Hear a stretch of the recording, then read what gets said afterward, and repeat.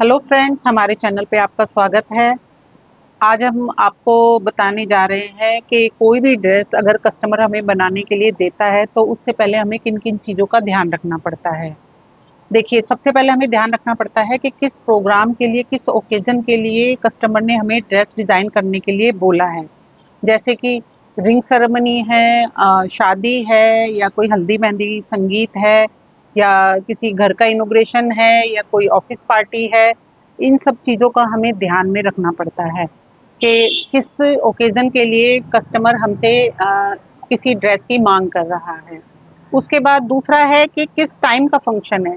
मान लीजिए दिन का फंक्शन है तो उसके लिए उसी तरीके के कलर कॉम्बिनेशन हमें चूज करने पड़ेंगे। नाइट का है तो उस तरीके के करने पड़ेंगे, और दोपहर में है तो कलर हमें उसी चीज़ को ध्यान में रख के वो बनाना पड़ेगा, उसका डिज़ाइन और कलर कपड़ा सेट करना पड़ेगा। इसके अलावा अगर कोई थीम है तो हमें थीम का भी ध्यान में रखना पड़ता है। जैसे आजकल आपने देखा है हल्दी मेहंदी और डीजे नाइट, जो संगीत का एक वो होता है, उसमें कोई ना कोई एक। और उसके बाद हमें ध्यान रखना पड़ेगा एज का, कि जो हमारा कस्टमर है उसकी उम्र क्या है, क्योंकि हर कपड़ा हर उम्र पर नहीं जचता।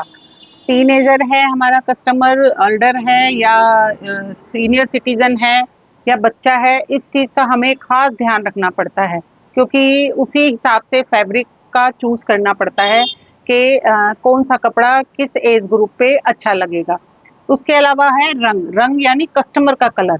कस्टमर गोरा है, सांवला है, काला है, गेहुआ है, किस तरीके का है, क्योंकि हर कलर हर व्यक्ति पे नहीं जचता है। और उसलिए वो सब चीज़ें भी हमें देखनी पड़ती हैं। कई बार तो ऐसा होता है, जैसे बहुत डार्क कलर है हमारे कस्टमर का और उसको हल्दी मेहंदी में पहनना है येलो कलर, तो मोस्टली ब्लैक कलर के साथ येलो कलर अच्छा नहीं दिखता है। लेकिन येलो कलर में भी बहुत सारी टोन होती हैं, तो उस तरीके से उसे सिलेक्ट करना पड़ता है। ये भी देखना पड़ता है, भाई हल्दी मेहंदी में तो येलो ही पहना जाएगा, लेकिन ये भी देखना पड़ता है कि अगर किसी कस्टमर का कलर ज़्यादा डार्क है तो कौन से येलो की टोन कौन सी ली जाएगी। उसके अलावा आता है जी कि हमारे कस्टमर की मांग क्या है। मांग मतलब कस्टमर खुद चूज करके आते हैं कि हमें ट्रेडिशनल ड्रेस पहननी है, इंडो वेस्टर्न पहनना है, या वेस्टर्न ही पहनना है। तो इसके हिसाब से भी देखना पड़ता है, क्योंकि अगर वेस्टर्न है तो उसी हिसाब का कपड़ा लिया जाता है, और इंडियन है तो उसी हिसाब का कपड़ा लिया जाता है। क्योंकि ऐसे समझ लीजिए इस बात को कि कोई अगर हमें वेस्टर्न ड्रेस बनानी है तो उसके लिए हम कॉटन कपड़ा यूज नहीं कर पाते हैं। उसके लिए थोड़ा शाइनी और थोड़ा स्ट्रेचेबल और इस तरीके का कपड़ा हमें यूज करना होता है, क्योंकि वेस्टर्न ड्रेसेस ऑलमोस्ट बॉडी से बिल्कुल फिटेड होती हैं, और उसलिए कॉटन या इस टाइप का कपड़ा थोड़ा दिक्कत करता है पहनने में। और थोड़ा शाइनी होना चाहिए, तो उसके लिए कॉटन में शाइन थोड़ी कम होती है। तो ये छोटी छोटी चीजें हैं जो हमें ड्रेस बनाते हुए कस्टमर की ध्यान में रखनी पड़ती है। सबसे पहला तो है ओकेजन, कि आप किस प्रोग्राम के लिए ड्रेस डिजाइन करा रहे हैं। उसके बाद है टाइम, के कौन सा फंक्शन किस टाइम का है, दिन का है कि रात का है, वो ध्यान रखना पड़ता है। तीसरा है उम्र, यानी क्या एज है हमारे कस्टमर की। उसके बाद है रंग, हमारे कस्टमर का रंग कैसा है। और उसके बाद है आपका क्या डिमांड है हमारे कस्टमर की हमसे। इन सब चीज़ों को ध्यान में रखकर ही ड्रेस डिज़ाइन करनी पड़ती है।